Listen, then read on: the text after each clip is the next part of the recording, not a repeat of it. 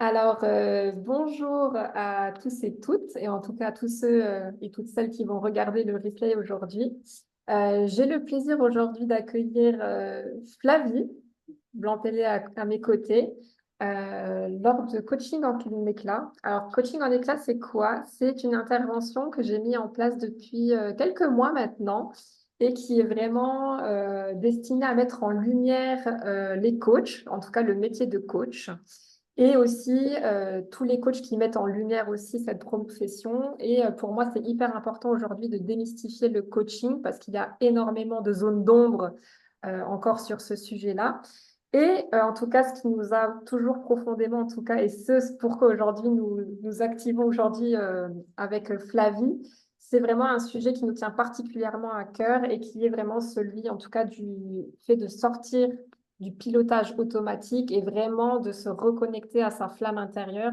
Parce que ça, c'est quelque chose qu'on soit aujourd'hui salarié, qu'on soit aujourd'hui, peu importe, entrepreneur, peu importe notre statut finalement aujourd'hui, on a, je pense, tous été confrontés et on sera encore confrontés peut-être à cette notion de pilotage automatique. On va vraiment en parler avec Flavie. Donc moi, ce que je vous encourage aussi, eh bien, c'est aussi à poser vos questions aussi en commentaire, n'hésitez pas, ou les poser peut-être sur papier. Il y aura un temps dédié à la fin où on répondra, si vous le souhaitez, avec Flavie à vos questions, peut-être voilà, vos blocages, etc. Enfin, voilà, libre à vous, en tout cas, de pouvoir vous exprimer à la fin. Et du coup, ce que je vais demander, du coup, Flavie, si tu veux bien te... Alors, du coup, ces personnes te connaissent, voilà, pour celles qui sont là, mais c'est pas grave pour celles qui ne te connaîtront pas et qui regarderont peut-être le replay. Est-ce que tu veux bien faire une petite présentation rapide? Oui, alors du coup, sur ce que je fais là actuellement dans mon activité ou le parcours un petit peu avant? Comment tu Alors, préfères ben, quoi? écoute, pour Rapidement, ce que je demain, fais? ouais, rapidement, ouais, ce que tu fais aujourd'hui, voilà, qui est-ce que tu es, quel est ton... Ben, le sujet m'a interpellée parce que comme on a pu changer ensemble, ce mode pilotage automatique et ce mode survie, je l'ai connu une grande partie de ma vie, euh, pour ne pas dire pendant 20 ans quasiment. Ce qui a entraîné voilà, des conséquences physiques, mentales, énergétiques et cognitives assez importantes. Donc aujourd'hui, je suis hyper contente de pouvoir partager avec toi justement les red flags, les signaux du mode survie et du pilotage automatique. Et puis voilà, comment faire en sorte, en tout cas, de mettre de la conscience dessus et d'en sortir quand on y est. Et donc aujourd'hui, moi, j'accompagne les salariés en transition et en reconversion professionnelle. Je les accompagne à faire la bascule entre les deux univers qui sont diamétralement opposés, comme tu le sais. Et j'accompagne aussi les entrepreneurs déjà installés, selon peu importe le nombre d'années dans lesquelles ils entreprennent. Bon, voilà, sur vraiment toute la partie, justement, prendre sa place. En fait, prendre sa juste place, pour moi, c'est reprendre son pouvoir, reprendre les rênes de sa vie, de son business, de ses domaines de vie de manière générale, s'affirmer avec confiance, avec sécurité. Et puis, donc ça, c'est vraiment toute la partie coaching sur l'identité de la personne et la partie vraiment intrinsèque à la personne. Et j'accompagne aussi sur du mentorat en développement commercial pour toute la partie justement activité business, comment trouver des clients, comment prospecter, comment vendre. Donc c'est à la fois sur la posture identitaire et à la fois sur la posture aussi de l'entrepreneur. Voilà pour te résumer dans les grandes lignes. Super. Et quelle Et ma belle mission, mission. c'est éviter justement aussi, comme toi, voilà, d'être dans ce mode.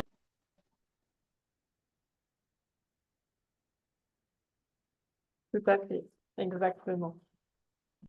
Alors moi, du coup, je vais me présenter aussi rapidement parce que pour le coup, vous ne me connaissez peut-être pas tous et tous. Alors moi, du coup, je suis Amélie Dubourg et donc je suis également coach.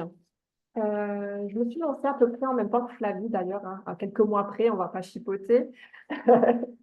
Et moi, ma spécialisation, elle est vraiment sur la psychologie positive, tout ce qui est optimisme. Et d'ailleurs, je lui ai rajouté aussi la créativité, qui pour moi aujourd'hui fait vraiment sens. En fait, c'est vraiment l'alliance de ces deux vision qui, pour moi, fait vraiment aussi sens quand on sort justement de ce pilotage automatique. Et c'est pour ça que ce sujet aujourd'hui, en tout cas, me tient particulièrement aussi à cœur et que du coup, ce soit aussi aux côtés de Flavie. C'est parce qu'on a vraiment cette vision complémentaire des choses qui va vous apporter aussi une fraîcheur, une bouffée d'oxygène et à repenser les choses avec une nouvelle paire de lunettes. Moi, j'aime bien parler de cette nouvelle paire de lunettes aussi. Et c'est vrai que pour moi, eh ben, le fait d'être dans cet optimisme, le fait aussi de voir les choses de manière un peu plus dans la créativité, ça apporte vraiment des choses complètement différentes à notre vie. Et pas forcément d'ailleurs sous l'aspect professionnel. Moi, j'ai vraiment, on va dire, à cœur aussi de voir une harmonie, un équilibre dans notre vie et qui doit être insufflé, si je peux dire ça comme ça, dans chaque domaine de notre vie. En tout cas, moi, c'est ma pensée, c'est ma vision des choses. Et vraiment, je trouve que c'est une très belle vision parce qu'elle est très pleine d'espoir déjà aussi par rapport à ce qu'on peut aussi nous dire par rapport à ce schéma, on va dire, hein, de la vie telle qu'on le connaît. Voilà, voilà, il faut d'ailleurs, on va en parler. Voilà, mais en Le tout cas, voilà, c'est plutôt en tout cas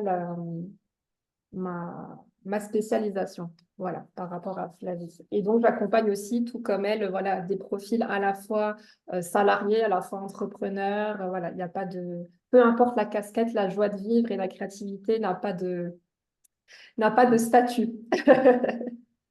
C'est joliment dit, c'est Mais joliment dit. oui, Coucou, mais Anne, oui, qui vient de nous rejoindre. mais oui, totalement. Bonjour effectivement à Jade qui nous a rejoints. Voilà, on n'a pas encore entamé, on vient juste d'entrer dans la matière, donc c'est très bien. Et bien justement, entrons directement dans le sujet. Et justement, on parle de ce pilotage automatique aujourd'hui qui nous fait bien défaut parfois et dont on n'a pas justement les mots, on n'a pas conscience de ça. Et l'objectif, ça va être de prendre conscience qu'on est dans ce mode pilotage automatique. Et moi, la première question que j'aimerais poser, en tout cas à celles qui sont présentes aussi aujourd'hui, c'est déjà, est-ce que vous avez déjà eu l'impression de vivre en mode automatique, d'enchaîner des journées sans vraiment vous sentir présente? Est-ce que c'est quelque chose déjà qui vous parle? Alors, soit je peux vous inviter à mettre dans le chat ou à vous exprimer aussi. Est-ce que c'est quelque chose qui vous parle déjà, ce mode pilotage automatique?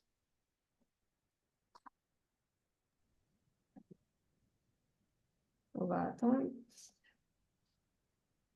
Moi, personnellement, ça peut me parler sur le fait d'agir un peu comme un robot et de faire, en fait, de vouloir créer une routine qui nous correspond, mais qui finalement, après, est très robotisée et qui finit par plus forcément nous correspondre dans le temps. Et Super. euh, donc, ouais, le terme me parle. Oh, ouais, le terme de robot, je pense, c'est très intéressant en lien avec la notion de pilotage automatique, j'ai l'impression, oui, effectivement. Ouais. Alors, Anise nous partage en chat carrément, mais j'en suis revenue. Ah, bah, très bien. On va pouvoir Mm, effectivement voir cet aspect-là. Euh, mm. alors, il faut quand même dire qu'il y a quand même un constat à faire, hein, comme je le disais dans le préambule. Il y a beaucoup aujourd'hui de personnes qui vivent dans cette course effrénée, hein, voilà, du quotidien. Et en plus de ça, sans parler, des injonctions extérieures qui en fait sont à l'encontre de nos besoins profonds finalement. Et rien qu'en cela, du coup, retrouver du coup cette bouffée d'oxygène, de pouvoir réintégrer du sens, de l'énergie, de l'alignement dans son quotidien, c'est vraiment ce qui va nous permettre en fait de sortir et de ne plus être dans ce pilotage automatique. Et donc, la première chose qu'on pourrait voir avec Flavie et ce dont on va échanger, c'est comment peut-être prendre conscience déjà de ce pilotage automatique. Pour moi, il y a plein de facteurs. Il y a le fait le fait d'être fatigué, en fait. La fatigue chronique, c'est déjà un signal d'alerte assez fort. Tous les symptômes physiques, en fait, qu'on peut avoir, dont on prend pas forcément conscience sur le moment quand ça se présente, mais quand ça devient répété, quand ça devient chronique, c'est qu'il y a un danger, entre guillemets. Je le mets entre guillemets le mot danger, mais finalement, enfin, pas tant que ça, pas tant que ça, entre guillemets. Donc, ouais, il y a pour moi, la première prise de conscience, c'est ça, c'est comment je me sens dans mon corps. Est-ce que mon corps est détendu? Euh, Est-ce que c'est léger à l'intérieur ou est-ce que c'est lourd au contraire? Est-ce que c'est lourd, c'est pesant? Est-ce que c'est stagnant? Comment est mon niveau d'énergie? Et tout ça, c'est des scans à faire intérieurs au niveau du corps pour déjà avoir cette première prise de conscience, à mon sens. Enfin, voilà, c'est comme ça que Ouais. je pourrais le matérialiser, quoi. Mm. Ouais, j'aime beaucoup ce que tu dis parce que c'est vrai qu'on utilise beaucoup depuis tout à l'heure hein, le même champ lexical hein, autour de l'oxygène. Moi, j'ai envie qu'on parle aussi d'asphyxie, ça, et je pense que c'est vraiment le terme, en tout cas moi aussi, qui me parle beaucoup quand je suis dans ce pilotage automatique. C'est en Mm. fait, on n'arrive pas, on est là, on est la tête dans la to-do list, on dit allez hop, encore, encore, encore, allez, juste encore ci, encore ça. Et finalement, c'est encore plus qui nous éloigne en profondeur finalement de ce dont on aurait vraiment besoin au fond. Comme tu dis, peut-être juste à un moment donné, peut-être juste rien que pour respirer, juste pour se dire finalement, ben, est-ce que ça a du sens? Peut-être de faire cette tâche-là qui, je pense, finalement, va me prendre 5 minutes, mais qui, je sais pertinemment, va me prendre peut-être 30 minutes. Voilà. Est-ce que c'est pas plus profitable que je puisse effectivement prendre 5 minutes juste pour peut-être aussi, tu vois, on parlait d'énergie. L'énergie, il y a plusieurs manières aussi de la reprendre. Ça peut être à la fois la respiration, ça peut être le fait, je vais parler avec d'autres entrepreneurs, de bien se nourrir, tu vois. Là, on est sur la pause déjeuner, mais ne pas se faire une tartine au coin de table et vraiment prendre le temps, tu vois, de bien manger, de bien se restaurer. Ça fait partie aussi de l'énergie qu'on va transformer aussi finalement avec notre corps et qui va venir nous régénérer. Voilà, ça peut passer par plusieurs choses. Mais vraiment, le terme d'asphyxie, pour moi, me parle énormément. Vraiment, cette sensation intérieure et tu sens que c'est pesant, comme tu dis, je crois que c'est vraiment la pesanteur, la lourdeur qui fait qu'à un moment donné, ça peut se matérialiser soit aussi avec du coup un nœud à la gorge, un nœud à l'estomac, vraiment des maux de dos. Ça peut être aussi la tête dans le brouillard, vraiment, la tête dans le brouillard où on sent que du coup, voilà, il y a un brouillard mental. Voilà, moi je pense que c'est vraiment ça. Et puis une perte, ça peut être une perte d'appétit, une perte des plaisirs aussi, vraiment aussi de la vie. Alors moi j'appelle ça des petits bonheurs, mais par exemple, pour parler de l'alimentation, voilà, si tu es quelqu'un, tu vois, d'assez épicurienne et que d'un coup, tu vois, tu te surprends peut-être à plus trop vouloir manger. euh, je pense que ce sont des signes aussi, comme tu as dit. Je ne sais pas ce que tu en penses. Ah oui, il y a plusieurs signes. Euh, et en tant que femme, on a souvent tendance à être très dans le mental par rapport à à la charge mentale en fait qu'on connaît et toutes ces injonctions qu'on subit parfois consciemment et inconsciemment. Donc il y a déjà ce paramètre-là au niveau ouais, de l'asphyxie et du coup la paralysie décisionnelle, j'appelle ça.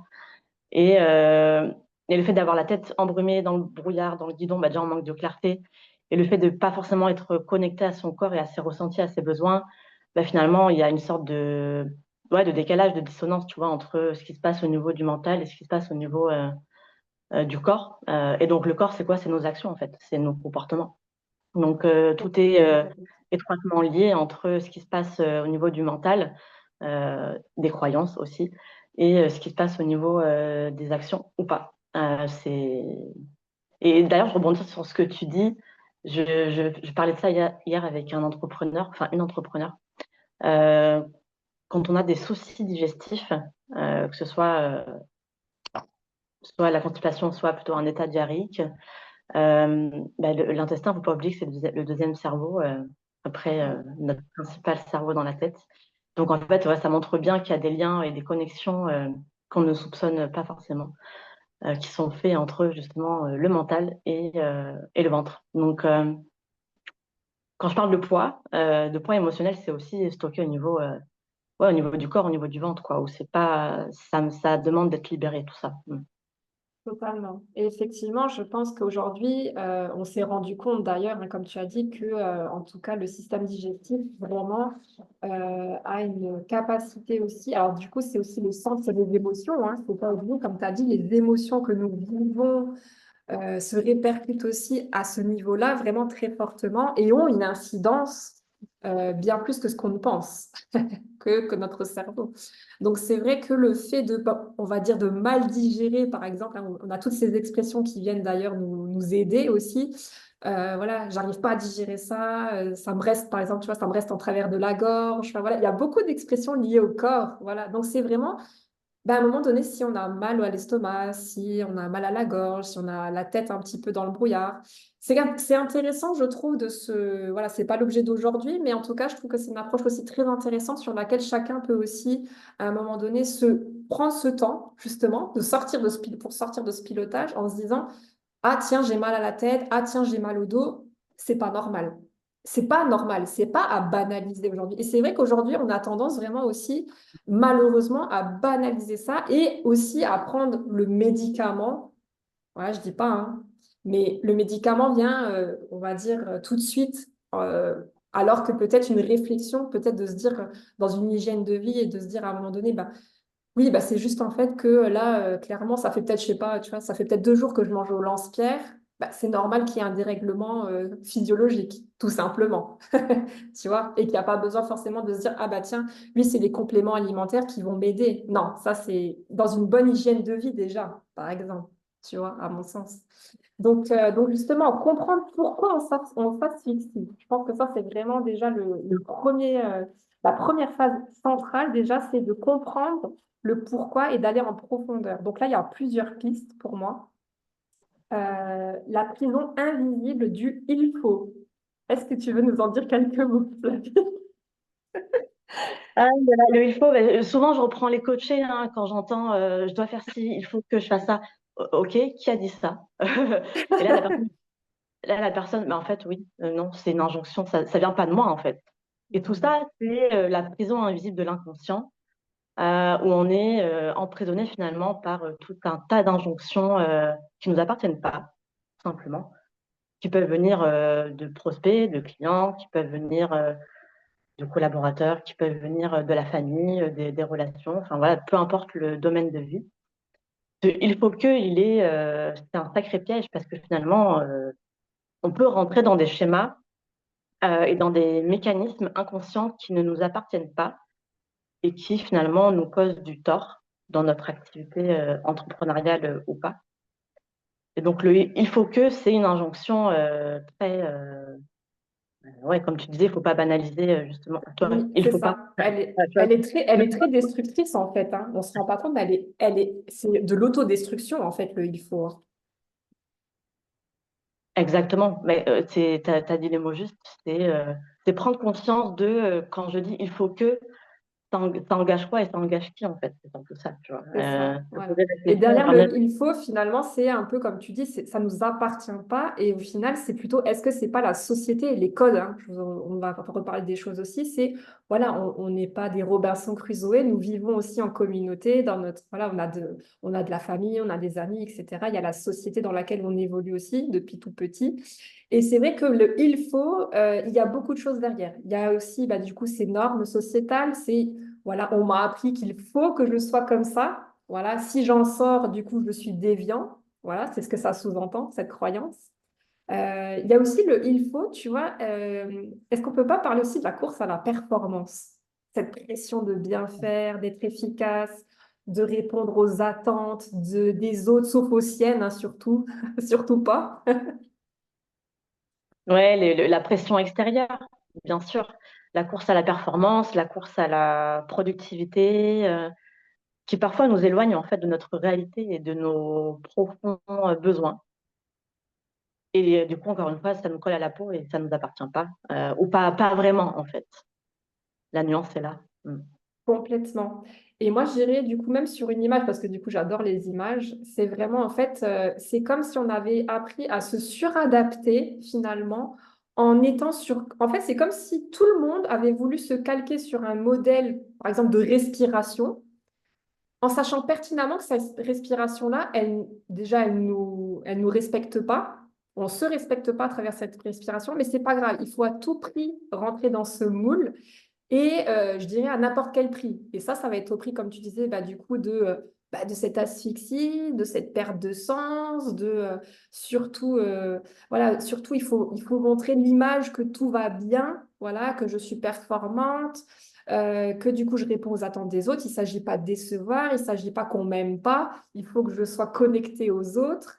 Et c'est vrai que du coup, tout ça, mais est-ce que du coup, mais c'est pas déjà rien que de le dire, est-ce que c'est pas hyper lourd?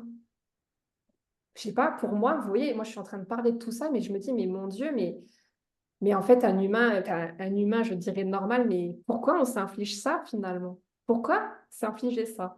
Vraiment. Et donc là, forcément, ce qu'on peut s'inviter à faire, c'est justement de se dire, bah, si c'est pas ma respiration, celle-ci, quelle va être la mienne? Et c'est là où on va sortir du pilotage et où on va justement s'inviter à respecter son propre rythme et sortir d'un modèle extérieur où justement on n'a que des choses en fait où on venait écouter les signaux extérieurs uniquement. Et là, on va plutôt rentrer du coup sur l'intérieur et on va se recentrer sur soi. Qu'est-ce que tu en penses, Flavie, de ça? Sur cette intériorité, je sais que ça te parle beaucoup. Ah oui, je suis super alignée. Moi, c'est un travail le shadow work que j'adore faire justement sur tout ce qui est, comme je disais au début de la masterclass, sur toute la partie qui je suis et qu'est-ce que j'ai envie d'être et qu'est-ce que j'ai envie de devenir. En fait, c'est toute la partie identité personnelle qui est propre à chaque personne, hein, d'ailleurs. On n'a pas tous les mêmes envies, les mêmes besoins ou les mêmes désirs ou les mêmes ambitions. Et c'est OK. Et c'est s'autoriser ce retour à soi, de se dire, OK, qu'est-ce qui est bon et juste pour moi, pour demain, sans avoir ce besoin d'être validé par quelqu'un, sans avoir ce besoin d'être reconnu par quelqu'un. Comment je peux m'apprécier à ma juste valeur, sans attendre l'approbation des autres. Et ça, c'est des profils, d'une manière générale, qui ont tendance, comme tu l'as dit, à s'adapter, voire se suradapter à un environnement ou à des personnes, peu importe le contexte. Et du coup, c'est des profils quand même qui ont une certaine tendance à être des éponges émotionnelles.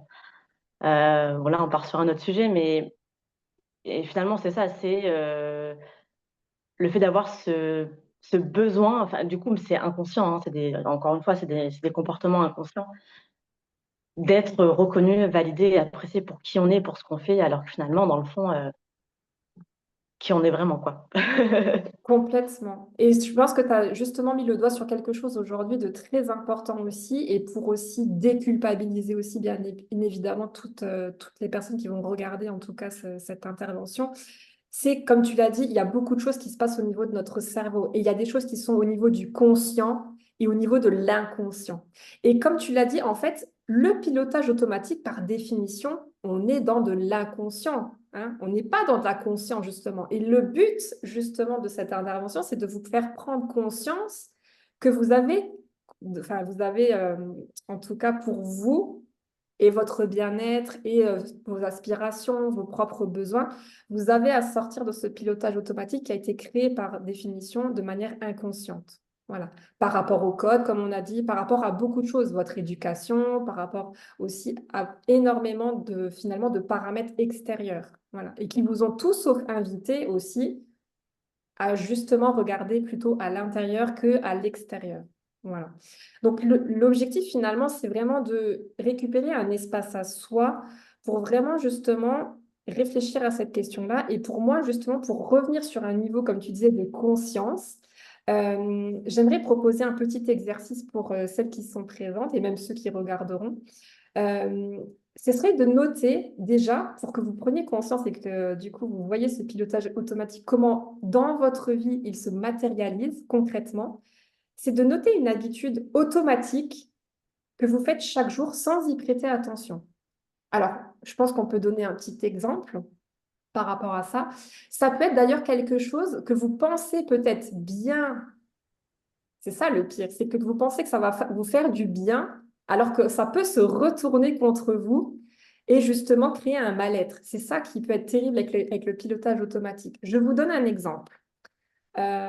Pendant des années, j'ai pris un café le matin et en fait, je ne le prenais pas forcément au bon moment de la journée pour moi parce que du coup, mon organisme, ça faisait à un moment donné une petite sorte de flottement à un moment donné dans la matinée en disant, bah, waouh, je suis en perte d'énergie, waouh, il y a vraiment cette perte d'énergie.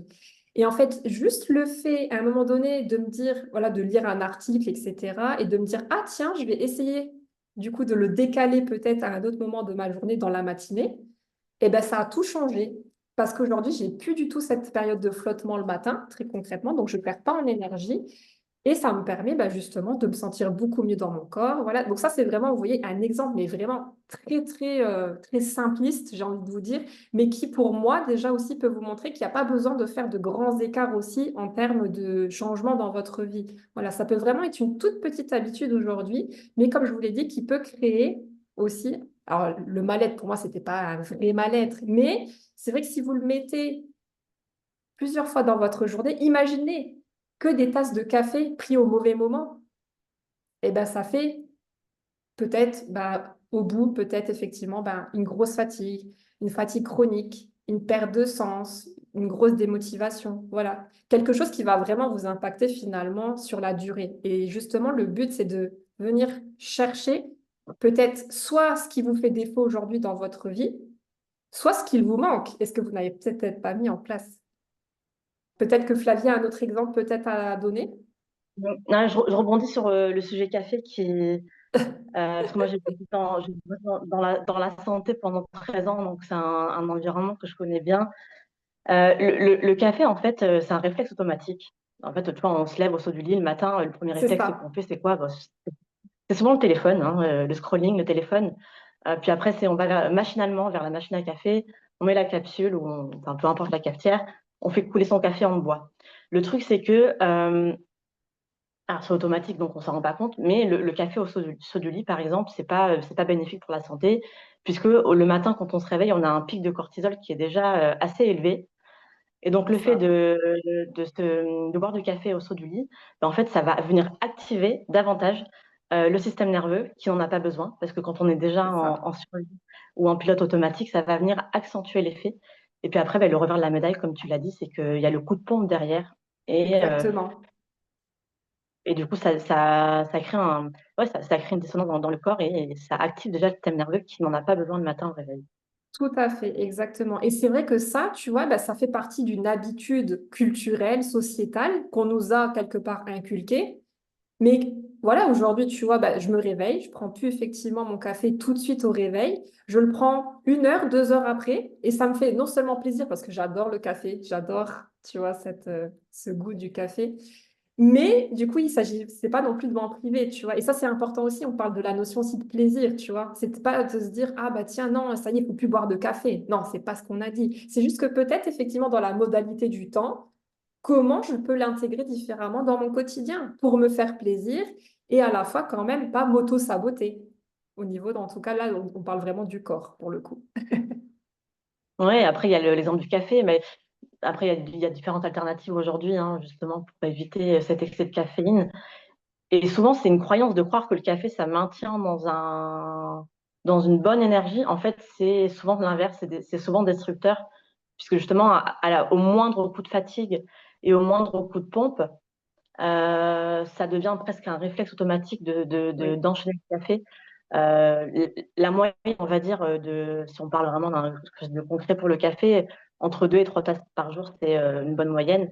Les personnes qui sont au-delà, entre 6 et 7 cafés, ce ne sont pas des personnes qui sont très calmes et apaisées intérieurement, ce sont plutôt Hmm. des personnes qui ont des profils hyperactifs et des Oui, profils anxieux.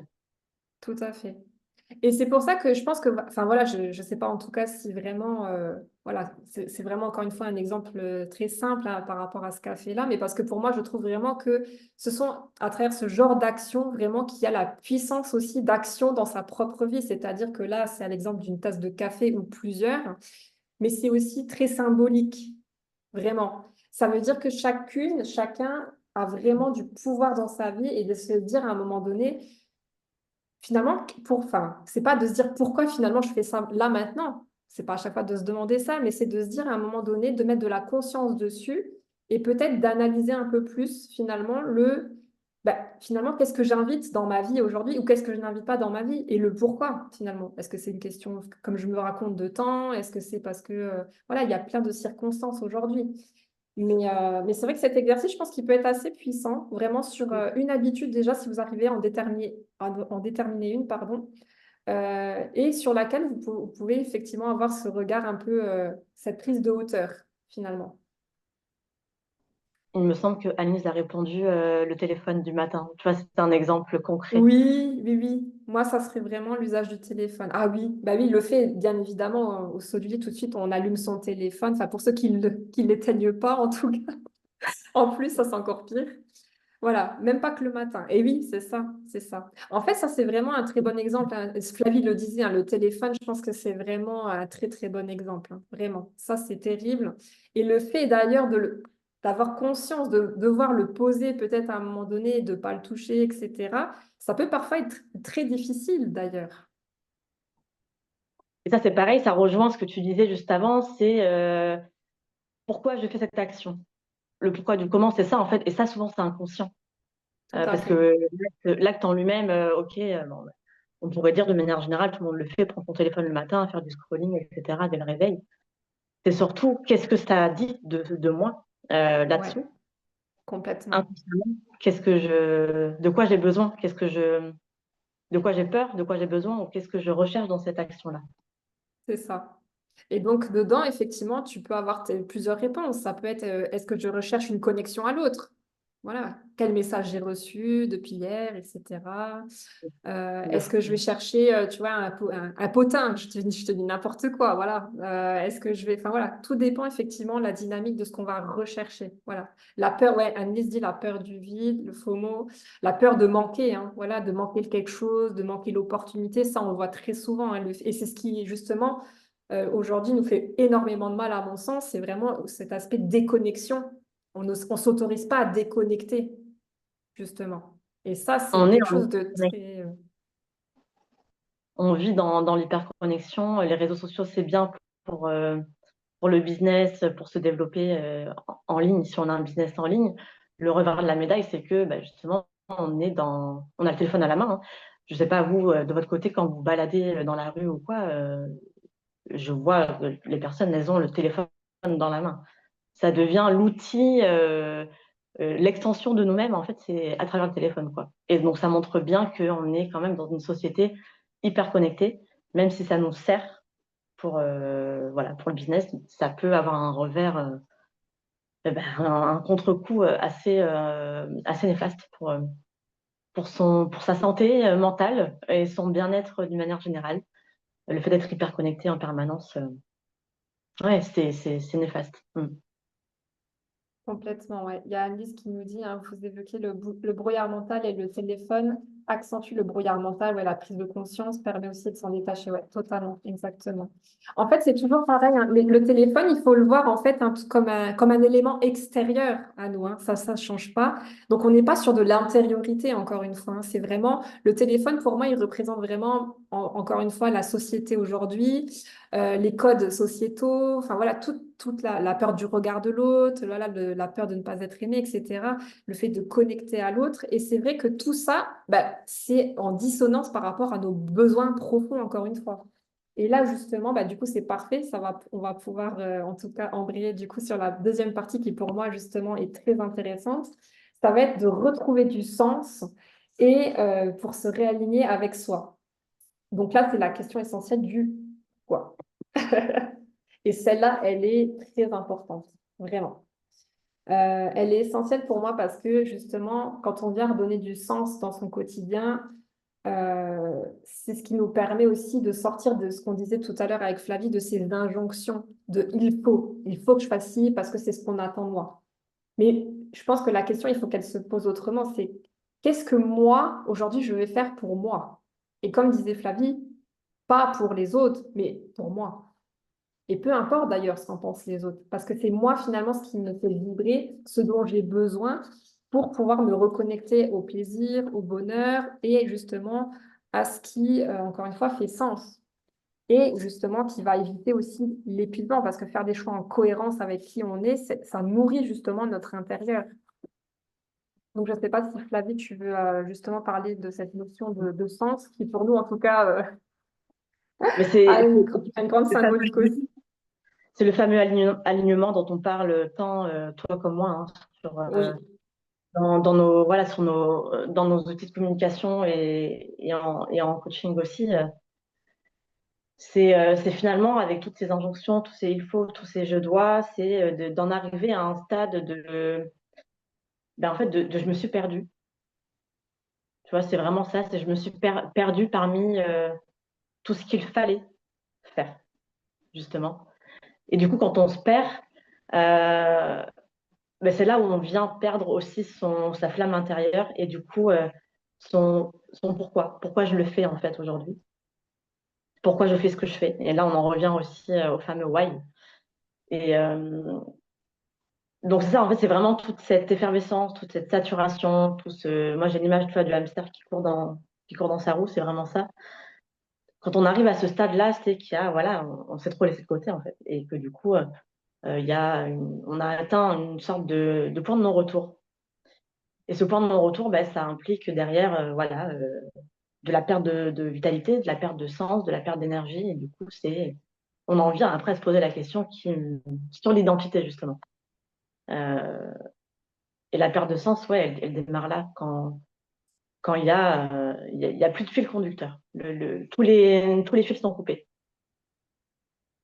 Exactement. C'est vrai que pour moi, cette perte de sens, elle est terrible, hein. Et c'est vrai qu'en plus de ça, je dirais, c'est pas parce qu'on a vécu une perte de sens qu'on va pas en revivre une.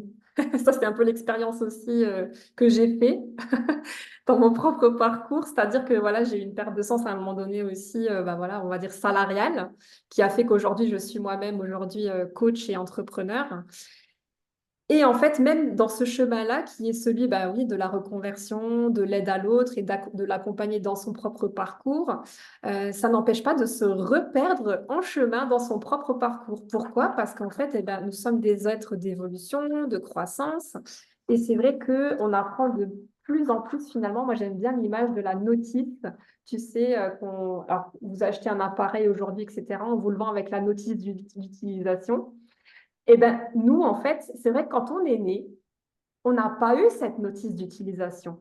Et pour moi, cette notice, elle est à découvrir au fur et à mesure. Et je dirais même que du coup, chaque étape de notre vie nous invite à nous pencher en fait sur une des pages de cette notice d'utilisation, un peu plus en profondeur. Vraiment.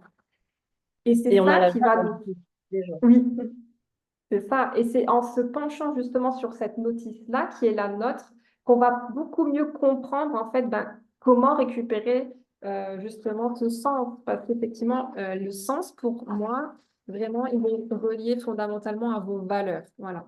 Ça, c'est quelque chose, les valeurs, c'est vraiment des drivers très importants parce que c'est, si vous êtes dans une vie aujourd'hui où vous êtes à contresens par rapport à ça, et moi, c'est ce que j'ai vraiment compris par rapport à mon parcours, si à un moment donné, vous êtes vraiment fondamentalement tourné vers les autres, etc., et que dans votre, je sais pas, dans votre métier aujourd'hui, eh ben, vous êtes tout à l'inverse, c'est-à-dire qu'en fait, vous êtes dans une activité où vous n'êtes pas en relation à l'autre. Par exemple, je sais pas, vous êtes, moi j'étais derrière un fichier Excel toute la journée à un moment donné, et là, ça n'avait plus de sens, voilà, typiquement.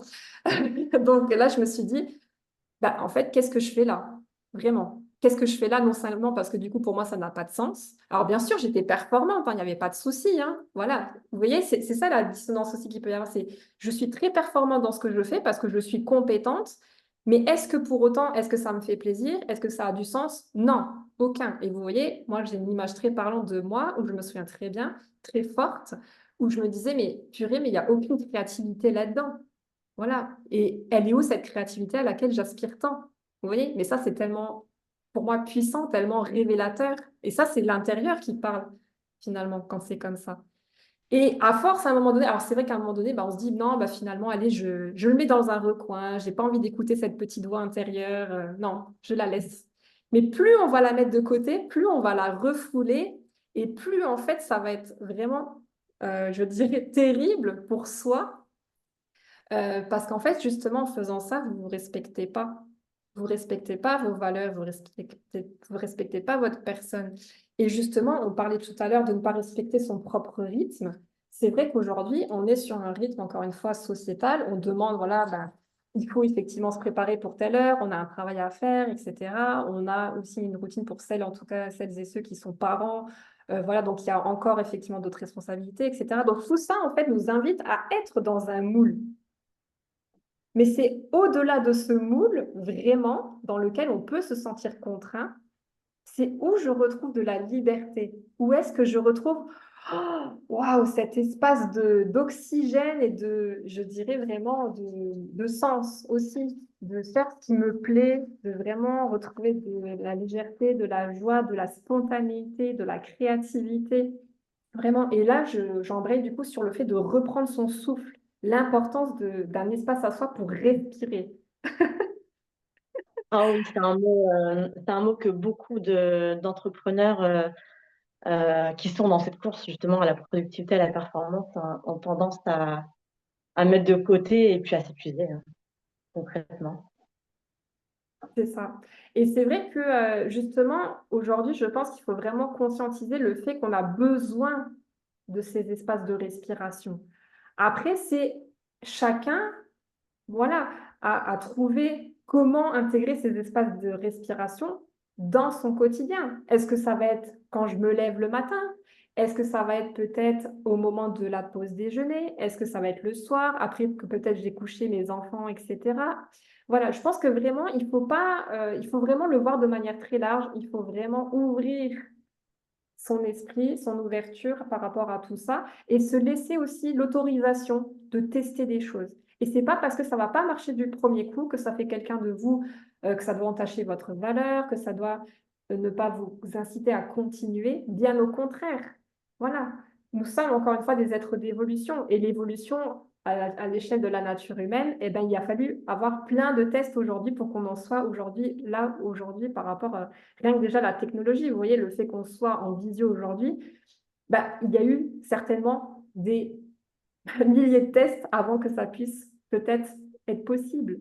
Mais pourtant, les gens n'ont pas lâché. Ils ont continué. Et ça, pour vous, ça doit être un moteur pour vous. Vous devez être votre propre moteur.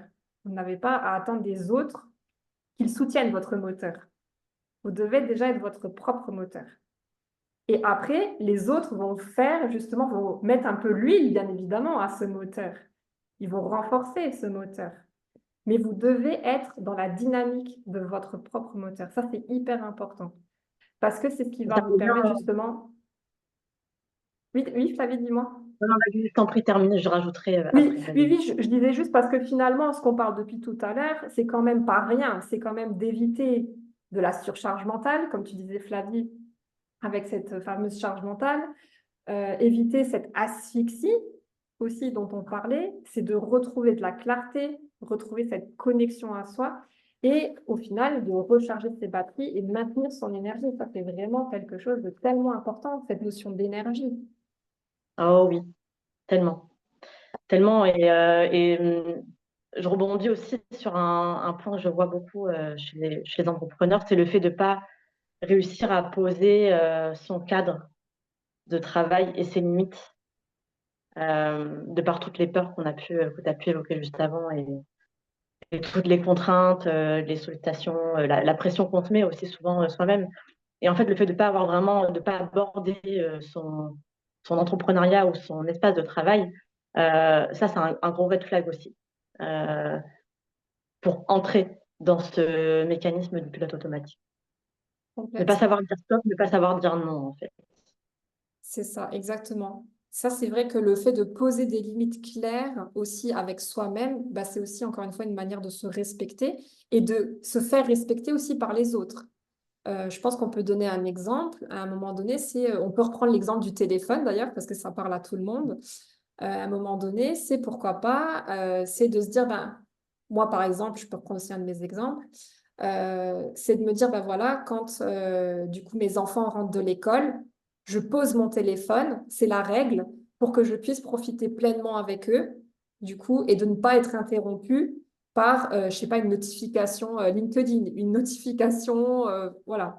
C'est de vraiment vivre le moment présent. C'est mon moment aussi de ressourcement. Voilà, il y a plusieurs choses à travers en fait cette limite hein, qui est vraiment magnifique. C'est non seulement c'est un temps de ressourcement pour moi aussi, c'est un temps de connexion à mes enfants et c'est un temps de déconnexion par rapport au réseau. Voilà, donc vous voyez, donc à travers rien qu'une limite qui a l'air encore une fois très banale, Et ben, c'est de se dire à un moment donné, non, c'est ça que j'honore derrière. Et c'est ça qui est important pour moi. Parce qu'effectivement, pour moi, bah, c'est important d'honorer, de voir mes enfants et de profiter d'eux quand ils rentrent de l'école. Mais c'est important aussi pour moi de déconnecter. Parce qu'à un moment donné, si je reste toute la journée connectée, je sais pertinemment que c'est pas bon non plus pour moi et ma santé mentale, notamment. Voilà. Donc, Ouais, c'est et ça, vrai que c'est un check-up à faire le soir, par exemple, mesurer, tu vois, ramener de la conscience 5 minutes et mesurer l'intensité ouais. de sa charge mentale. Est-ce que c'est léger? Est-ce que c'est lourd? Comment est notre espace mental? Euh, Ça permet de ramener de la conscience dessus et de poser une action derrière. C'est ça. Et je pense que dans ces pauses, alors je pense que ça aussi, c'est très important, tu vois, et ça, c'est moi quelque chose aussi, une grosse croyance aussi qu'on peut avoir quand on a justement du mal à couper, du mal à faire des pauses de manière très consciente.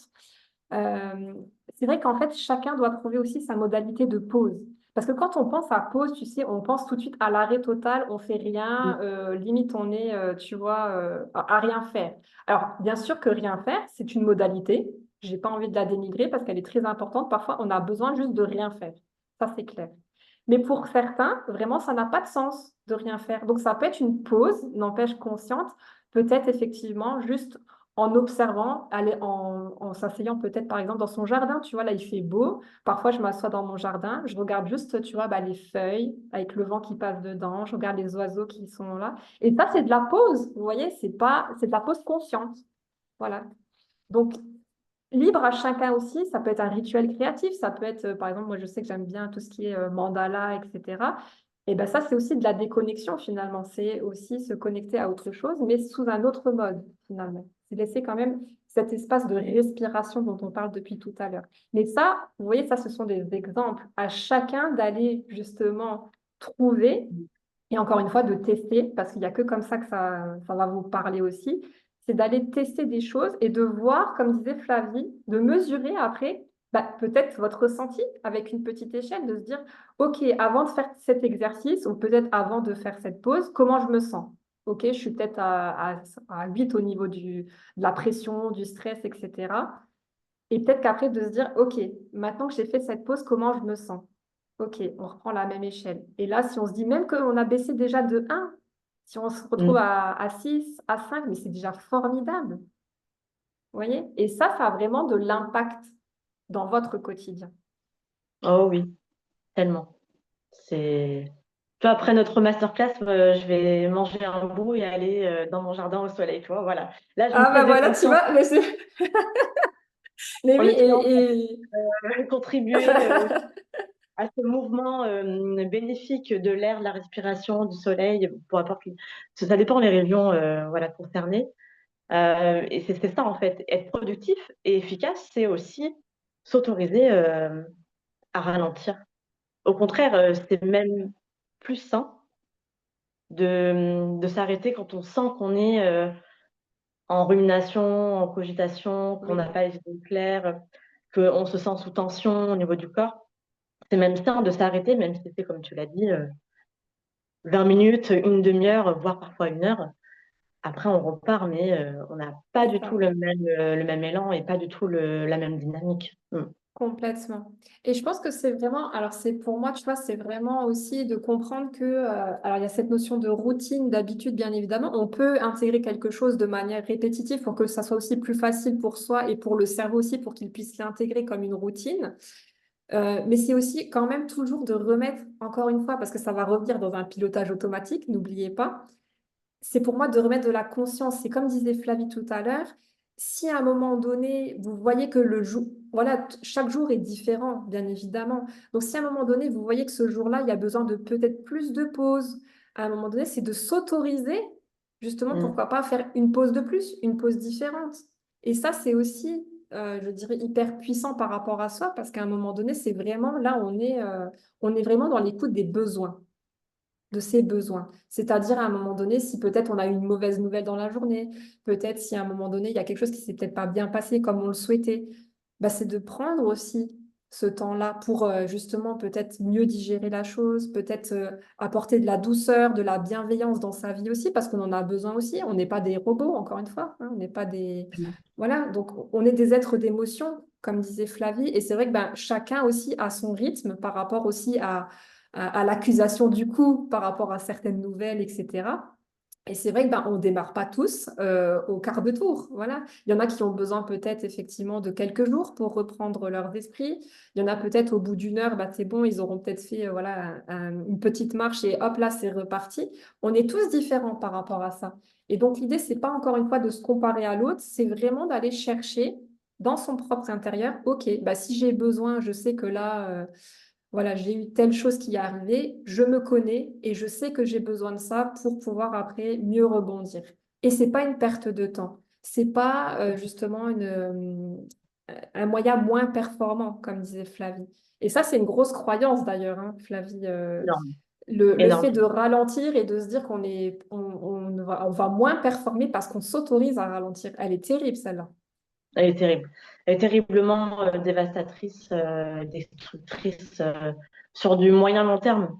C'est pas sur du court terme, là, on parle pas de court terme forcément, mais c'est vraiment sur, ouais, c'est dans le temps, sur du moyen long terme, c'est terrible d'avoir cette croyance-là et de vivre avec et de ne pas réussir à s'en défaire et à la travailler bien en profondeur. Parce que ouais, tout ça, ça mène droit vers des comportements vers le burn-out, hein, n'ayons pas peur, Oui, n'ayons pas oui, tout peur à du fait. Oui, hein, oui, c'est tous complètement. les comportements qui mènent. De toute façon, le pilotage automatique, le mode survie, c'est l'accélération vers le burn-out. Complètement. Complètement. C'est Exactement. appuyer sur sa pédale d'accélérateur et ne pas ne pas mettre le pied sur la pédale de frein et être voilà, en accélération en permanence, c'est la route droit vers le burn-out. Ouais, complètement.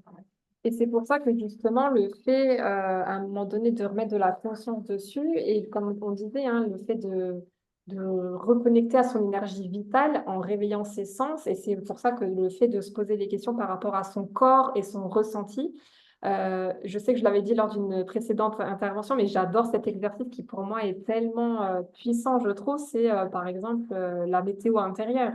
Pour moi, elle est Mm. tellement... parce que justement, elle est révélatrice aussi. Bah, après, vous pouvez la faire sous différentes formes. Ça peut être soit en termes d'énergie, ça peut être soit en termes d'état d'esprit. Voilà, vous pouvez la décliner sous plusieurs. C'est très intéressant d'ailleurs de la décliner sous plusieurs formes. Mais c'est par exemple déjà de se dire, par exemple, quand on se lève le matin, comment je me sens? Est-ce que je me Mm. sens justement, est-ce que je me sens déjà en forme? Est-ce que je me sens plutôt fatiguée? Parce qu'en fonction de l'un ou l'autre, vous allez justement mettre les curseurs nécessaires dans votre journée pour pas justement subir votre journée et vous dire, oh là là, mais j'ai ma to-do list qui m'attend, elle est longue comme le bras, ça va être terrible quand je vais aller en fin de journée. Vous êtes déjà épuisé en fait avant même d'avoir commencé votre journée. Non, le but c'est d'adoucir votre journée, de se dire, ok, là j'ai une grosse journée, mais comment je vais faire justement pour faire que cette journée va bien se passer et quitte peut-être, pourquoi pas, à décaler certaines choses pour intégrer peut-être justement cet espace de respiration dont on parlait, pourquoi pas. C'est d'en fait modéliser vraiment chacune de vos journées en fait. Et c'est ça votre pouvoir. C'est ça du coup Mm. votre responsabilité. C'est de justement en fait faire que vous êtes la personne la plus importante de votre vie et qu'en fait, il n'y a personne d'autre qui a cette responsabilité-là euh, que de prendre soin de vous. Et quand j'entends dans prendre soin de vous, c'est vrai qu'aujourd'hui, c'est un peu aussi une injonction. Mais dans cette injonction-là, c'est vraiment pour moi, c'est pas de la superficialité, c'est pas de la facilité, c'est vraiment quelque chose de profond, c'est vraiment quelque chose qui vous permet aujourd'hui de vous driver et qui vous permet, comme disait Flavie, de ne pas aller vers un burn-out à un moment donné, de ne pas être Ou dans un épuisement. ou d'en revivre un, parce que là, Tout à fait. j'ai beaucoup de personnes autour de moi qui sont sorties d'un burn-out dans le cadre du salariat, qui là aujourd'hui entreprennent, sont en train de sortir de leur burn-out. Oui, Du coup, elles sont encore je dis elles parce que c'est majoritairement des femmes. Le oui, sois fort, tu connais. Sois oui, fort, tout mais à fait. pas une femme forte et porte tout, gère tout. Et c'est ça le grand danger, c'est de garder ces mécanismes Oui, antécédents qui ont conduit au burn-out dans le oui, salariat et de les colporter et les reporter dans son entrepreneuriat. tout à fait. Et ça, c'est quelque chose que je vois ben Oui. moi, forcément, ça vient C'est une me... Oui, c'est une réalité, hein. Non, mais je pense qu'après, effectivement, et je vais même aller encore plus loin que toi, et bon, là, c'est pas pour vous faire peur, hein, mais c'est aussi pour vraiment quand même parler d'un sujet quand même qui est très important, et c'est pour ça qu'on vous en parle aujourd'hui aussi.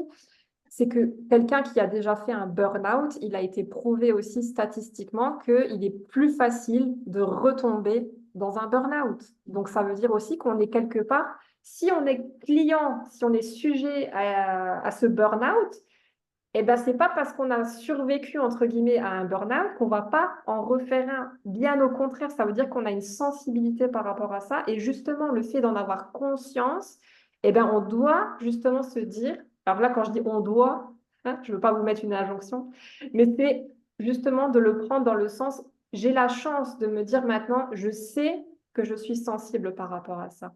Donc, qu'est-ce que je vais mettre dans mes actions aujourd'hui pour ne pas revivre justement les mêmes choses, pour ne pas, comme disait Flavie, reprendre le schéma avant pour pouvoir le recalquer aujourd'hui à ce que je suis en train de faire.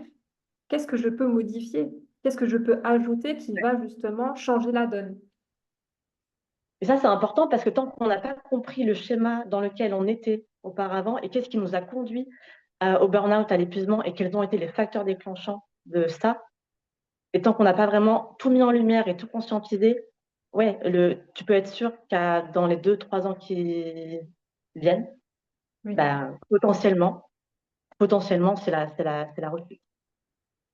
Mais complètement. Et c'est vrai que, voilà, moi, c'est un sujet vraiment sur lequel je suis une fervente militante comme toi, parce que je l'ai vécu aussi. Et moi, j'aime bien aussi dire les choses telles qu'elles sont aussi. Je suis aujourd'hui, tout comme vous, avec plusieurs casquettes. Je suis celle, bien évidemment, aujourd'hui, celle de coach. Mais j'ai celle d'entrepreneur, j'ai celle de maman, j'ai celle de femme. Et c'est vrai que, bah, aussi celle d'épouse, accessoirement. Mais c'est vrai que du coup, voilà, ça fait déjà aussi quand même, on va pas se mentir, beaucoup de casquettes avec lesquelles il faut jongler aussi. Et c'est pas évident de se retrouver, surtout quand on a quand on a beaucoup enfin, quand notre vision en tout cas est surtout tournée vers l'extérieur. C'est ce que je veux vous Mm. dire. Et le fait parfois de se dire, voilà, de couper un peu tout ça, moi j'ai besoin aussi parfois de me reconnecter dans le sens où j'ai besoin de calme, de sérénité. Je ne veux plus rien entendre.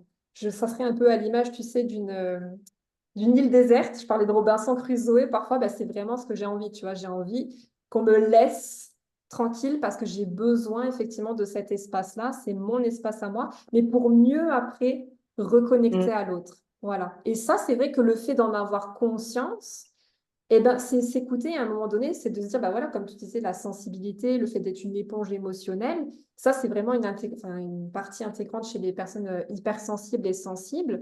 Et c'est vrai que si on est tout le temps dans un tumulte, si on est tout le temps en connexion, hyper connexion, je dirais, à l'autre, etc., eh ben ça peut être aussi un facteur d'épuisement. Alors on comprend pas, on se dit, mais pourtant, moi, j'adore les autres, j'aime bien les aider, etc. Mais à un moment donné, le trop va faire Mm. déborder le vase. Voilà. Et ça, le fait de comprendre qu'à un moment donné, peut-être qu'on a besoin de tout simplement se retrouver avec soi ou en tout cas avec une autre modalité, c'est là où on va se respecter.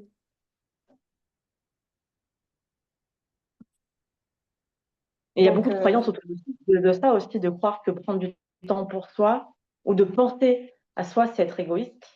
Euh, oh, alors là, celui-là, oui, il est terrible aussi. ça, c'est terrible.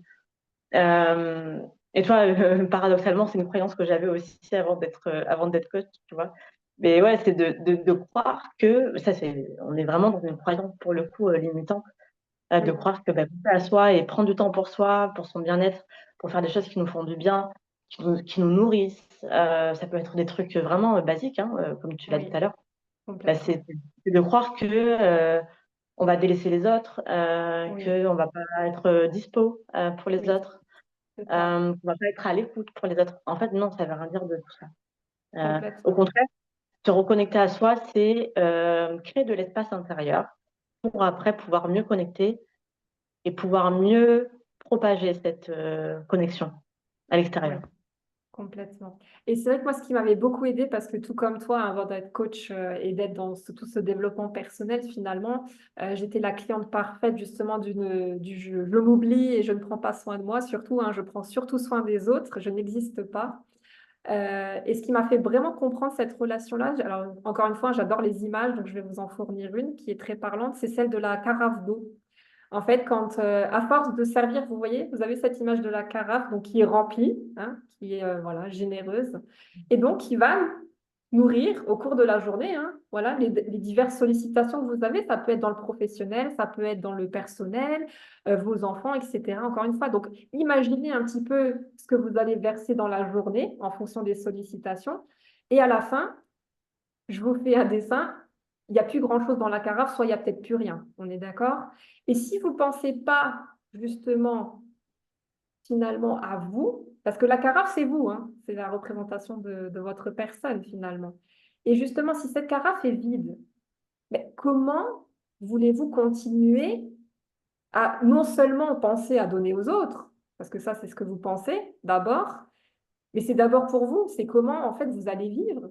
Si vous n'avez plus de ressources internes, si vous n'avez plus d'énergie, si vous n'avez plus de carburant, mais c'est normal en fait que vous soyez justement dans cet épuisement, vous tirez sur la corde, vous voyez? Et cette image-là, pour moi, elle ne me quitte plus jamais. C'est-à-dire que je pense toujours à cette carafe et de me dire, OK, j'en suis où avec ma carafe? Oula, je suis plutôt vers le bas.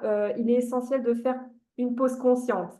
Ok, aujourd'hui, je sens que ma carafe, je viens juste de me lever et pourtant, elle n'est pas pleine. Je n'ai pas réussi à bien recharger. Peut-être que mes enfants m'ont réveillée toute la nuit. C'est compliqué. Je n'ai pas bien dormi. Je n'ai pas respecté mes temps de sommeil, mais parce que ce n'est pas de mon fait, bien évidemment. Mais c'est juste de se dire, OK, cette journée-là, je vais l'attaquer mais je vais mettre de la douceur dedans parce que je sais que ça va être très compliqué. Et pourtant, j'ai des choses à honorer, je n'ai pas le choix, hein. On a quand même des choses où on n'a pas le choix, bien évidemment. Mais c'est de toujours remettre, vous voyez, de la douceur, de la bienveillance et de se dire, waouh, mais en fait, j'ai pas envie de subir cette journée-là. Et j'ai la possibilité de la rendre attrayante, joyeuse, beaucoup plus légère. Et c'est rien que le fait déjà de le penser, ça va vous aider déjà, rien que dans le ressenti du corps par Il y a rapport un à point cette aussi énergie vitale. qu'on pourrait aborder rapidement, c'est les hormones. Les hormones, les fluctuations, notamment chez la femme. J'en Oui, parle justement avec une entrepreneure que je vais accompagner. Elle me disait, moi, quand je suis en SPM, mon énergie est au plus bas, j'ai la flemme, oui, j'ai faim tout le temps, je suis irritable, je suis fatiguée, je me traîne. Et je dis, bah, OK, dans ce contexte-là, quelles actions peuvent être bénéfiques et t'apporter des résultats sans que ce soit des efforts disproportionnés? Donc, il y a aussi ce calcul-là à faire qui peut être intéressant de se dire, OK, là, je ne suis pas dans une bonne période parce que je vais avoir mes règles ou parce que j'en sors. complètement. Ça peut être aussi à la sortie des règles, la fatigue mentale et physique. Donc, c'est OK, qu'est-ce que je suis en mesure et en capacité de faire par rapport à mon état intérieur et par rapport à mon énergie du moment. Complètement. Et c'est vrai que c'est un très joli exemple que tu donnes et qui, pour moi, je trouve, enfin moi, en tout cas, me parle beaucoup parce que j'étais en train de plancher dessus la semaine dernière, tu vois, alors ça me parle beaucoup. Parce que cette notion, effectivement, encore une fois, pour celle que, voilà, on est beaucoup de femmes aujourd'hui ici. Et c'est vrai que ça, quand j'étais salariée, vraiment pour la petite histoire, c'est vrai que je n'y faisais pas attention du tout, vraiment. Et le fait aujourd'hui d'être à mon compte, vraiment, je sens la différence d'énergie parce que nous sommes encore une fois notre propre moteur et libre à nous de faire effectivement nos actions. Et c'est vrai que le fait aujourd'hui, c'est pour ça aussi de pouvoir avoir cette intégrité-là et de cette cyclicité quelque part, et d'en prendre conscience et de, par exemple, pour se respecter, si je sais que j'ai un SPM qui est difficile, eh ben, je ne vais pas me mettre cette semaine-là, par exemple, des interventions extérieures. Je ne vais pas me mettre 10 coachings à la suite. Je ne vais pas mal manger. Je ne vais pas... Voilà, vous voyez un petit peu l'image. C'est peut-être de me faire une semaine, de s'imaginer une semaine. Et là, ça sera peut-être pour vous, mesdames, aussi un exercice. Euh, Qu'est-ce que je peux faire? Qu'est-ce que je peux mettre dans cette semaine-là, si ça vous concerne? justement, si vous vous sentez irritable, plus fatigué, si voilà, vous sentez que vous n'êtes pas en tout cas dans votre pleine possession, et c'est normal, encore une fois, parce que c'est hormonal. Mais comment vous pouvez déjà faire pour justement rendre du coup cette semaine moins difficile? Pourquoi pas? Au-delà du timing enfin, des responsabilités professionnelles, etc. Mais je pense justement à toutes ces expériences nouvelles que vous avez à tester et à faire, justement pour cultiver peut-être des choses que vous n'avez jamais faites. Et là, on est dans le cadre de la nouveauté, bien évidemment. On va stimuler peut-être effectivement son esprit avec des expériences nouvelles. On va justement peut-être, pourquoi pas, peut-être honorer une passion, peut-être qu'on a laissé de côté, hein. Peut-être faire du sport, pourquoi pas. Ça peut être beaucoup, beaucoup, beaucoup de choses. Et c'est là où la créativité, pour moi d'ailleurs, elle a toute son importance, en tout cas moi dans mon approche. C'est parce qu'on n'a pas appris justement à voir différemment, à voir. Quand je vous parle de créativité, je ne vous parle pas d'être un artiste, hein. Qu'on s'entende bien, ça c'est aussi une grosse croyance, hein. Et justement, c'est ce que je travaille aussi. C'est que la créativité, c'est une manière de voir les choses, c'est une manière de voir le monde à notre façon, dans notre réalité, mais qui nous permet justement eh ben, non seulement de rendre des choses parfois banales, déjà, pourquoi pas un peu plus, on va dire, vibrantes, pourquoi pas un peu plus magiques, pourquoi pas. Et en plus de ça, c'est vraiment de sortir, encore une fois, de ce fameux mode automatique et de retrouver aussi du plaisir, hein. On appelle les moments de flow, c'est vraiment des moments, par exemple, où vous ne voyez pas le temps passer. Moi, par exemple, vous voyez, là, commence à faire beau, c'est le printemps. Moi, j'adore jardiner. Et ça, je pourrais passer des heures à le faire parce que, en fait, j'adore ça. Ça me permet de déconnecter, ça me permet de me vider la tête. C'est une reconnexion à la nature. Et en plus de ça, vraiment, il y a cette notion de temps qui passe, mais qu'on ne voit pas. Et ça, vraiment, c'est des choses que vous avez, c'est une piste que je vous donne aussi à cultiver. Qu'est-ce que vous aimez faire pendant des heures et qui, justement, est associé à cette notion de plaisir, de satisfaction, de joie, de fierté, et qui vous permet justement de rendre votre quotidien plus attrayant. Très Donc, bonne question, ça. ouais, Mm. moi, c'est comme ça que je cultive vraiment, en tout Ah, cas, mon quotidien. Ah oui. on a des questions, enfin, des personnes dans le chat de Chloé qui dit ne pas savoir dire non à mettre des limites, je l'avais dans le salariat et je suis encore dedans en tant qu'entrepreneur. Ouais, mais voilà, on en revient Oui, à cette histoire de poser son cadre, de oui. savoir pourquoi on le pose, pourquoi on le fait et qu'est-ce que ça nous coûte de ne pas le faire et de poser ses limites. Mm. Complètement, complètement. Et c'est vrai que du coup, rien que par rapport à ça, donc le défi que vous pouvez vous lancer aussi pour sortir encore une fois de ce fameux pilotage automatique, ça pourrait de se dire aujourd'hui, quelle chose je peux faire différemment? Est-ce que c'est peut-être, je ne sais pas, alors je peux vous donner quelques exemples. Est-ce que vous avez l'habitude de faire un chemin, par exemple, quand vous êtes en voiture? Ben, vous savez que tous les chemins mènent à Rome, vous changez de chemin. Est-ce que ça va être peut-être de se laisser tenter par peut-être quelque chose qui vous a toujours attiré, mais que vous n'avez jamais osé faire?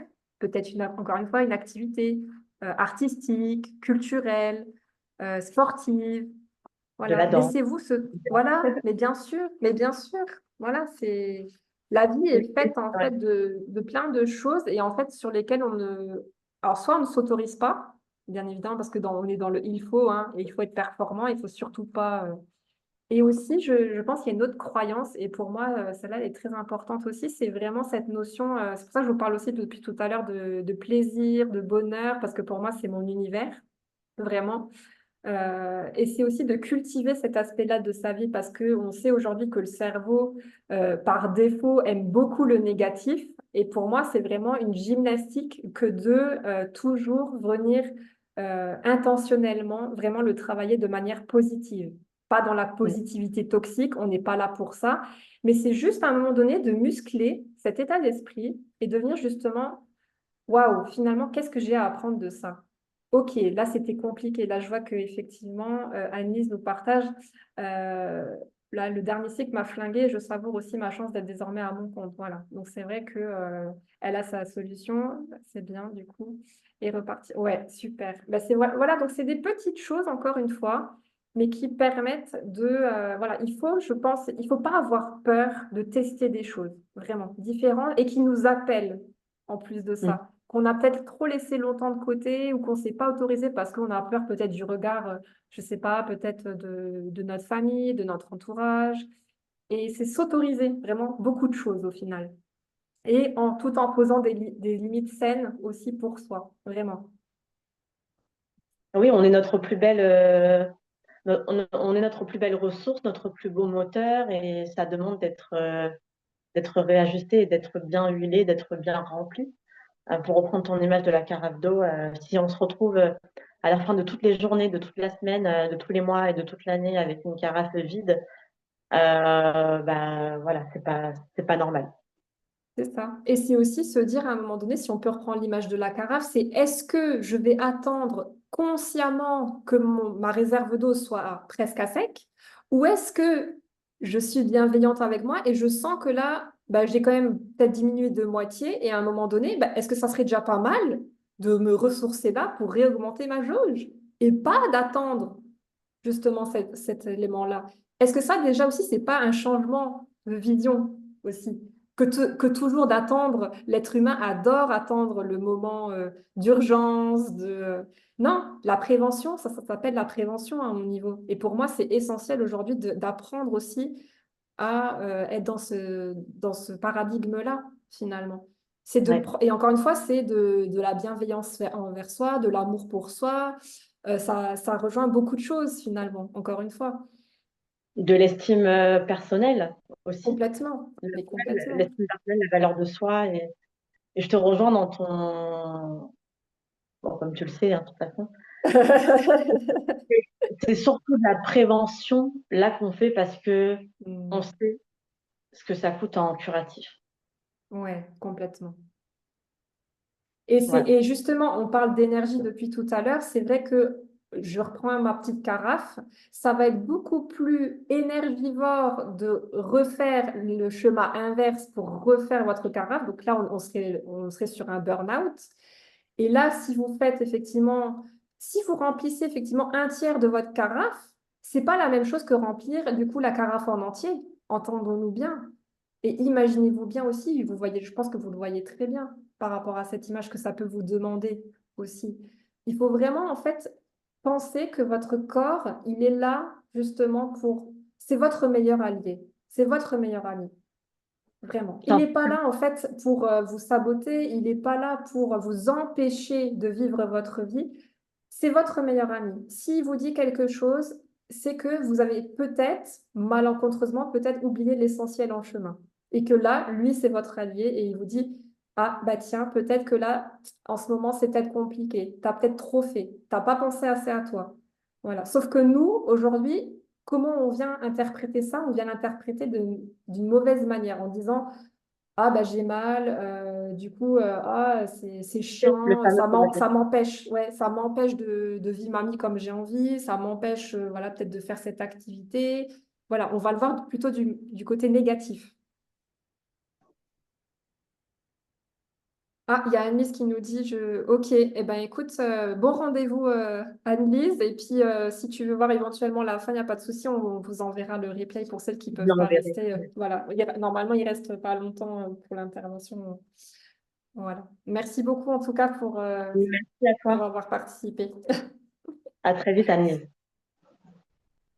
Et c'est vrai que par rapport à ça, du coup, sur la dernière partie, euh, là, on est vraiment, là, on va être sur du très concret finalement, mais on l'a déjà un petit peu abordé finalement avec cette carafe. Je pense que c'est déjà un très bon exemple. Si chacune repart déjà pour moi avec cet exemple de la carafe et comment justement jauger cette carafe pour chacune et quelles actions elle peut mettre pour réénergiser cette carafe, je pense que ça sera très, très bien. Chloé nous dit aussi que du coup, elle a aussi un rendez-vous. Euh, ok, ça marche. Mais de toute façon, on vous enverra le replay hein, si vous voulez regarder les quelques minutes restantes, il n'y a aucun souci, ou même revoir en entier, parce que c'est vrai qu'on a abordé énormément de choses aussi avec Flavie. Donc, c'est vrai que ça peut faire aussi beaucoup pour le cerveau, on en a conscience, mais vraiment, voilà. Et Jade aussi. Ok, bah, on va continuer. Et puis, voilà, pour Ben, celles qui voudront regarder de toute façon. il Merci reste beaucoup en tout cas à chacune. Il nous reste Clara. Oui, Clara est pas encore parmi nous. Oui, non, j'ai rien à dire. Bravo, j'aime bien l'idée de la carafe. Je vais la prendre. Ça Super, me ferait super. sympa. Super. Voilà. Et Mais ben, on bon, va quand même. moi, c'est vrai qu'en semaine, je déconnecte peu, mais je déconnecte énormément du vendredi soir au samedi soir. Donc, Ce qui est ouais, déjà très bien. voilà. J'ai une journée pleine où je fais complètement autre chose. Pas de téléphone, pas de rien. Que de la famille, et c'est très bien. Je vous souhaite un bon appétit, une belle journée. Ensoleillée, en tout Merci. cas à Paris. Je ne sais pas où vous êtes, mais nous, elle est ensoleillée, donc ça fait du bien. Eh ben, super. Eh ben, c'est très, très bien. Au revoir, merci. Merci De Clara. rien, merci. Bonne journée. Je pense que pour celles qui voudront aussi, en plus de l'exercice de la carafe, où on peut terminer du coup Flavie, je pense qu'on peut quand même parler du rituel anti-pilotage automatique qu'on Mhm. avait éventuellement prévu. Je t'en prie, je t'en prie. De toute façon, Super. on est les deux, mais après, il y aura le replay. Il y aura les replays, ouais, de toute façon. Voilà. C'est pour celles qui veulent, en tout cas, enfin, voilà, s'amuser à faire l'exercice pour aller justement un petit peu plus loin par rapport à ce qu'on a dit et puis pour terminer l'intervention, tout simplement. Voilà. Donc, le rituel simple en 3 étapes, justement pour rééquilibrer tout ça.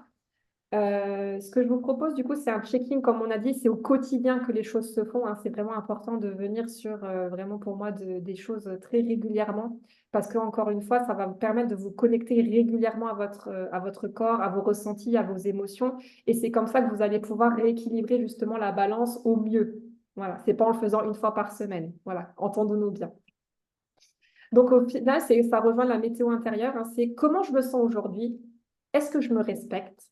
Par exemple, ça, c'est les 2 premières questions qu'on peut poser intentionnellement. Et c'est de se dire à un moment donné, j'ai 5 minutes, une pause intentionnelle, 5 minutes pour respirer, bouger, créer, mais ou quelque chose où on ne va pas être dans la performance. Voilà, on ne va pas être dans la to-do list, on ne va pas être dans le il faut. Vraiment un instant pour soi. Donc, ouais, vraiment un instant choisi, délibérément, intentionnellement. Et pourquoi pas aussi, du coup, une action plaisir par jour. Vraiment ce petit pas qui va vous faire du bien, qui va vraiment rallumer votre flamme intérieure. Vraiment, et là où je rejoins la connexion que je faisais tout à l'heure par rapport au plaisir, qui est vraiment pour moi tellement important parce que, comme tu le dis aussi si bien, euh, on n'est pas là pour subir, Mm. on est là vraiment pour profiter de la vie et de tout ce qu'elle a à nous offrir, vraiment de plus beau. Voilà, donc ça c'est pour le petit exercice pour créer son rituel anti-pilotage automatique, vraiment. Donc je pense qu'il y a de très belles choses en tout cas à l'expérimenter pour celles qui le souhaitent. De toute façon, on se tient à votre disposition, que ce soit moi, que ce soit Flavie, si vous voulez effectivement nous faire des partages, rien que par rapport à l'intervention, ce que vous en avez pensé, soit des questions plutôt personnelles, voilà, enfin, voilà, comment vous avez ressenti le sujet, comment ça se matérialise, peut-être aussi parce que vous avez peut-être testé de votre côté ce qui n'a pas marché, ce que vous aurez peut-être envie d'essayer, nous faire un retour aussi sur, du coup, voilà, que ce soit voilà, vos échecs, entre guillemets, je n'aime pas ce mot, hein, mais en tout cas sur vos réussites, vos échecs, en tout cas, pour qu'on puisse éventuellement vous aider dans ce niveau-là. Voilà, en tout cas, pour moi, en tout cas, c'était tout au niveau de l'intervention. Je ne sais pas si tu voulais rajouter un petit mot pour celles et ceux qui vont peut-être nous écouter ou c'est bon. Ouais, ne pas, quand on sent on faiblit, entre guillemets, quelque chose qui ne vont pas, ou on tourne en rond, on manque de clarté, on s'asphyxie, il y a un mal-être, ne pas hésiter à s'entourer, à demander de l'aide, à dire que ça ne va Oui, pas, et, complètement. et ne pas faire semblant que ça va, alors que dans le fond, ce n'est pas le cas et ça ne va pas. Voilà, c'est le premier pas pour prendre soin de soi. Mais complètement, complètement. Super. Ben, C'était un écoute, peu beau, ça, mais Amélie. vraiment, ouais, c'était vraiment. Écoute, on a tenu le timing. Du coup, on a eu même un peu moins, mais voilà, je suis trop contente. On a tenu le timing, donc c'est très bien, même pour ceux qui vont regarder, ça va être condensé, ça va être voilà, plein de valeurs et plein de belles choses en tout cas pour qu'ils puissent évoluer dans le bon sens. Du coup, ce que je vais faire, c'est que je vais déjà juste arrêter l'enregistrement. Hop.